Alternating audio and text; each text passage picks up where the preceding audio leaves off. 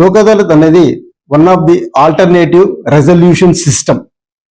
ఇందులో మనకు గౌరవనీయ నేషనల్ లీగల్ సర్వీసెస్ అథారిటీ వారు మరియు ఆంధ్రప్రదేశ్ స్టేట్ లీగల్ సర్వీసెస్ వారి ఆదేశాల మేరకు ఈ నెల 13వ తారీఖున అంటే 2వ శనివారం రోజు జాతీయ లోక్ అదాలత్ను నిర్వహించడం జరుగుతుంది. జాతీయ లోక్ అదాలత్ అంటే మనకందరికీ తెలుసు, అంటే జాతీయం అంటే ఇండియా అంతా ఆ రోజు నేషనల్ లోక్ అదాలత్ జరగడం జరుగుతుంది. ఈ సంవత్సరంలో వస్తున్న 4వ నేషనల్ లోక్ అదాలత్ ఇది. ఇందులో భాగంగా మన కర్నూలు జిల్లా ప్రధాన న్యాయమూర్తి అయినటువంటి శ్రీ జి కబర్ది గారి ఆదేశాల మేరకు మేము మొత్తము 27 బెంచ్లను ఏర్పాటు చేయడం జరిగింది. ఇందులో 7 బెంచ్లు మన కర్నూలు జిల్లా హెడ్ క్వార్టర్ లోనే ఉంటాయి.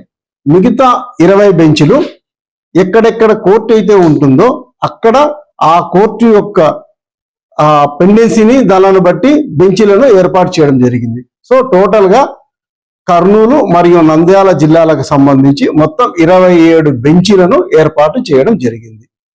ఇందులో మనం ఈ లోక్ అదాలత్ కేసుల పరిష్కారం గురించి చూసుకుంటే ఈ సంవత్సరంలో జరిగిన నేషనల్ లోక్ అదాలత్ లో కర్నూలు జిల్లాలో ఉండే టోటల్ పెండెన్సీలలో 31,000 కేసులను పరిష్కారం చేయడం జరిగింది. అందులో 10 కోట్ల రూపాయల వరకు ఈ పరిష్కారం కూడా చేయడం జరిగింది. అంటే ఎంత పెండెన్సీ మనం తగ్గిందో మనం అర్థం చేసుకోవచ్చు. మనం అందరం అనుకోవచ్చు, ఎందుకు ఈ నేషనల్ లోక్ అదాలత్ లో మనము కేసులు సెటిల్ చేసుకోవాలి అని. ఈ నేషనల్ లోక్ అదాలత్ లో గన కేసులు గన సెటిల్ చేసుకుంటే ఇందులో సౌలభ్యం ఏమిటి అంటే, ముందుగా ఏండ్ల తరబడి కేసులు జరగకుండా తక్కువ సమయంలోనే తక్కువ వ్యయంతో తొందరగా పరిష్కారం చేయబడుతుంది. ఇందులో ఇంకొకటి ఏంటంటే, మనం ఏదన్నా ఒక కోర్టులో కేసు జరిగితే దానికి మళ్ళా ఓడిపోయిన వాళ్ళు అప్పీల్ చేయడము, మళ్ళా దానిపైన మళ్ళా పై అప్పీలు ఇవన్నీ ఉంటాయి. ఇక్కడ లోక్ అదాలత్ పరిష్కారం చేసుకోవడం వల్ల శాశ్వత పరిష్కారం, దీని మీద అప్పీల్ ఏముండదు. ఎందుకంటే ఇరు పార్టీలను కూర్చోబెట్టి ఒక జడ్జి గారు ఉంటారు, దానికి ఒక మెంబరు ఉంటారు, వీళ్ళందరూ ఒక కమిటీ కనుక కూర్చొని ఈ కేసును ఏ విధంగా పరిష్కరించాలి, న్యాయబద్ధంగా ఈ విధంగా పరిష్కరించుకుంటే మంచిది అని సూచనలు ఇచ్చి ఇరు పార్టీల అంగీకారంతో ఈ కేసును మనం పరిష్కారం చేయడం జరుగుతుంది. కాబట్టి ఈ కేసులో ఇక్కడ లోక్ అదాలత్ లో ఏదైనా సెటిల్మెంట్ అవుతే అది శాశ్వత పరిష్కారము, ఇందుకు అప్పీల్ కూడా ఉండదు. సో ఇది చాలా ఉత్తమమైన పరిష్కారం. నెక్స్ట్, మనం ఏదైనా కోర్టు ఫీజు కనుక కట్టి ఉంటే ఆ కోర్టు ఫీజు కూడా పూర్తిగా ఎవరైతే కక్షిదారులు అయితే కట్టి ఉంటారో వాళ్ళకి మనం పూర్తిగా రీఫండ్ చేయడం అనేది కూడా జరుగుతుంది. కాబట్టి లోక్ అదాలత్ పరిష్కారం అంటే తొందర పరిష్కారం, శాశ్వత పరిష్కారం మరియు తక్కువ వ్యయంతో పరిష్కారం చేయబడతాయి. నెక్స్ట్, ఇందులో ఏ కేసులు ఈ లోక్ అదాలత్ లో రాజీ చేసుకునే దానికి అర్హము అంటే, అన్ని రాజీ చేసుకోదగిన అన్ని క్రిమినల్ కేసులు, సివిల్ కేసులు, మోటార్ వెహికల్ యాక్సిడెంట్ కి సంబంధించిన క్లెయిములు, ఇన్సూరెన్స్ క్లెయిములు మరియు నెగోషియబుల్ ఇన్స్ట్రుమెంట్ యాక్ట్స్ సంబంధించిన అంటే చెక్ బౌన్స్ కేసులు ఉంటాయి కదా, ఇవన్నీ కూడా మనం పరిష్కారం చేసుకోవచ్చు. ఈ మధ్య కాలంలో ఇంకొకటి ఏమిటంటే, దీంట్లో యాడ్ అయినది ఏమిటి అంటే ఈ ట్రాఫిక్ చలాన్స్ గురించి. ఈ మధ్య మనం అందరికీ తెలుసు, మన ఆంధ్రప్రదేశ్ హైకోర్టు వారు ఒక జడ్జిమెంట్ ఇవ్వడం జరిగింది. ఏమనంటే, మొత్తం వాళ్ళని ఈ ట్రాఫిక్ చలాన్స్ అన్ని చూస్తే దాదాపు 10 లక్షల పైన ట్రాఫిక్ చలాన్స్ కేసెస్ పెండింగ్ ఉన్నట్లు తెలిసింది.